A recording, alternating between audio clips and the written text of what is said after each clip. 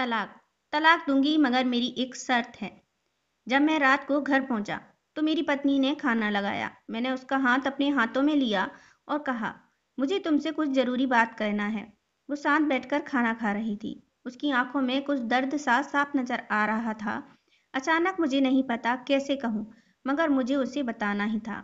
मैंने बड़ी शांति से कहा, मुझे तलाक चाहिए। लगा जैसे उससे मेरे शब्दों से कुछ फर्क नहीं पड़ा, बल्कि उसने मुझसे पूछा, क्यों तलाक चाहिए। मैंने उसके सवाल को अनसुना किया तो उसे गुस्सा आ गया। उसने चम्मच उठाकर फेंक दिया और जोर से चिल्लाई, तुम इंसान नहीं हो। उस रात हमने एक दूसरे से बात नहीं की। वो रो रही थी। मुझे पता था कि वो जानना चाहती थी कि आखिर ऐसा क्या हुआ जो हमारा रिश्ता टूटने की कगार पर आ गया। पर मेरे लिए उसके सवालों का जवाब दे पाना नामुमकिन था। मैं अब किसी और से, प्रिया नाम था उसका, प्यार करने लगा हूँ। अब मुझे उससे प्यार नहीं रहा। मैंने उसे उसके वर्षों के प्यार की सजा दी थी। भरे मन से मैंने तलाक के पेपर तैयार किए। उसमें लिखा था कि वह पूरा घर, कार और कंपनी की 30% शेयर ले सकती है इस तलाक के बदले। लेकिन उसने उन पेपर्स को देखा और उनके टुकड़े टुकड़े कर दिए। वो औरत जिसने मेरे साथ जीवन के 10 साल बिताए थे, वो आज मेरे लिए अनजान हो चुकी थी। मुझे इन 10 सालों का जो उसने मेरे लिए बर्बाद किए, मगर मैं क्या करूं। जो हो चुका उसे मैं बदल नहीं सकता था, क्योंकि मैं किसी और से, अपनी पत्नी से भी ज्यादा प्यार करने लगा था। आखिरकार उसके सब्र का बांध टूट गया और वो फूट फूट कर मेरे सामने रोने लगी। मेरे लिए उसका रोना एक तरह से उसकी रिहाई की तरह ही था। तलाक की ये बात जो कई दिनों से मुझे परेशान कर रही थी, अब बिल्कुल साफ हो चुकी थी। अगले दिन मैं घर काफी लेट आया। मैंने देखा कि वो टेबल पर बैठकर कुछ लिख रही थी। मैंने शाम का खाना नहीं खाया था, लेकिन फिर भी मैं सीधे ऊपर जाकर अपने कमरे में सो गया, क्योंकि पूरा दिन प्रिया के साथ रहने और कई जगह घूमने के बाद थक गया था। वो शायद रात को उसी टेबल पर लिखते लिखते सो गई थी। सुबह उसने तलाक की शर्तें बताईं। वो मुझसे कुछ भी लेना नहीं चाहती थी। उसे सिर्फ तलाक से पहले 1 महीने का समय चाहिए था।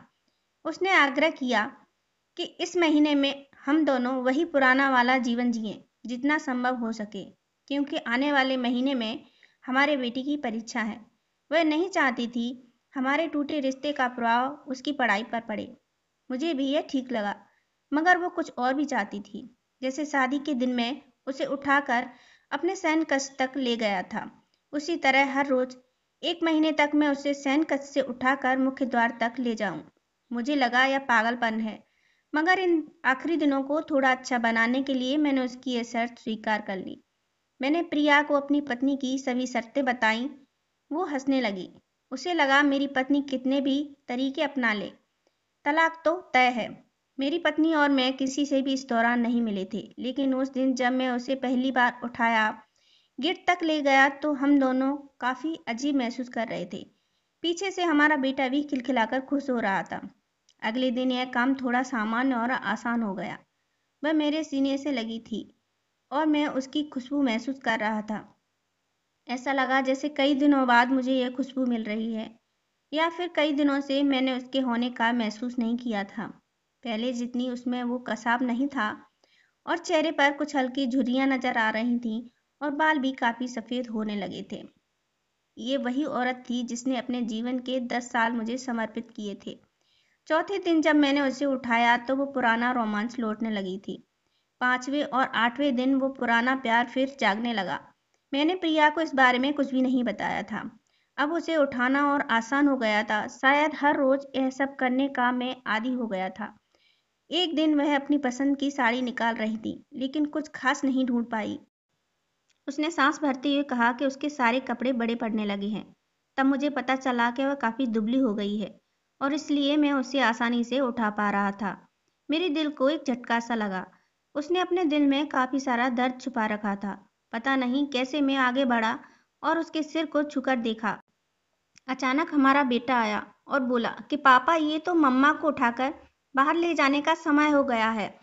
उसके लिए अपने पापा द्वारा मम्मा को इस तरह उठाकर ले जाते हुए देखना जीवन का अभिन्न हिस्सा बन गया था। मेरी बीवी ने हमारे बच्चे को बुलाया और जोर से उसे गले लगा लिया।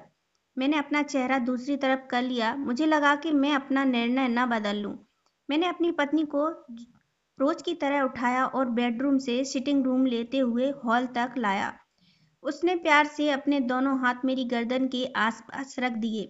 मैंने उसे जोर से पकड़ रखा था, बिल्कुल हमारे सुहागरात की तरह, मगर उसका इतना कम वजन मुझे परेशान कर रहा था।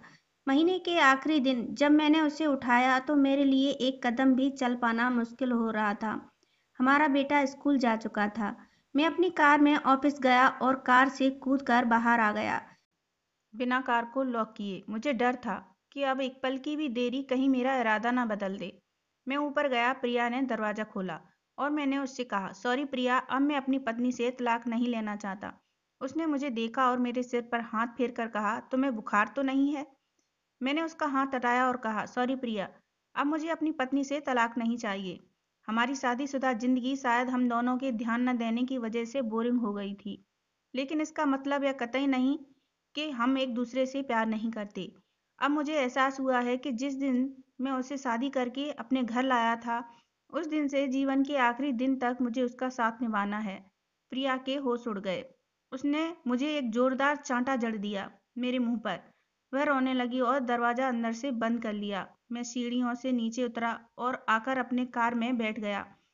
आगे एक फूल वाले की दुकान पर रुका और अपनी प्यारी पत्नी के लिए एक सुंदर सा गुलदस्ता लिया। दुकानदार ने पूछा कि इस पर क्या लिखना है। मैंने मुस्कुराते हुए कहा कि मैं तुम्हें जीवन के आखिरी दिन तक यूं ही उठाता रहूंगा, मेरी अर्धांगिनी। उस शाम जब मैं घर आया, हाथों में गुलदस्ता लिए, मेरे चेहरे पर एक मुस्कान थी। मैं ऊपर अपने कमरे की तरफ भाग कर गया, लेकिन तब तक वह मुझे छोड़कर इस दुनिया से जा चुकी थी, हमेशा के लिए।